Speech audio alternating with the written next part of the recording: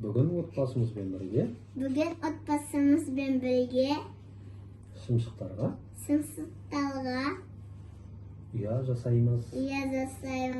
Ол үшін мынандай қорапты қолданамыз. Ол үшін не істейміз бірінші? Қораптың крышкасын аламыз. Крышканы алдын ала кесіп дайындағанбыз. Қораптың крышкасын құстың немесе шымшықтың ұясының кірер аузы ретінде қолданамыз.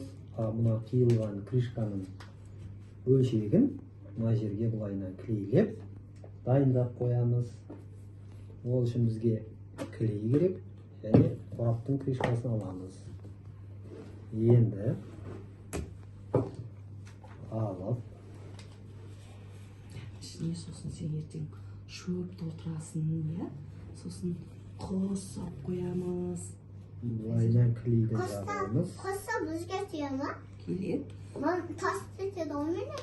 Айзере деген маған үй істеп Мам, қой деп келеді. үйімді Мынаны ұстап тұрыңдар. Мынандайынан. Ұста Айзере сені. Көзді абайлаймыз. Жұмамыз көз Айзере. Жаймен жіберіңдер. Болды, кетті. Енді астынан клейді. Құямыз. Папа тәсі деп атты ғой. Папа тәсі деп атты. Өрлемейді ғой, неге? Көзді абайлаймыз.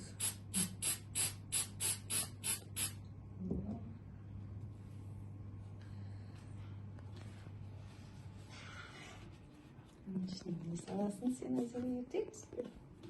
Мен таңғы ұстағайға сауыстықты патап. Сендерде садиктерде, бақшада не бар ма? Құс бар ма? Құстар бар ма сендерде? Бақшаларыңда? Осындай құстардың ұялары тұрады ғой ағаштарда, иә? Құстарда. Сен көргенсің ба? Тұрады ғой, мен көргенмін. Сонымен біздің шымшықтарға ұясы дайын. Бұлайынан алып, ағашқа орнатамыз. Содан кейін құстар өздерінің ұяларын егелене береді. Ал жақсы сау болыңыздар.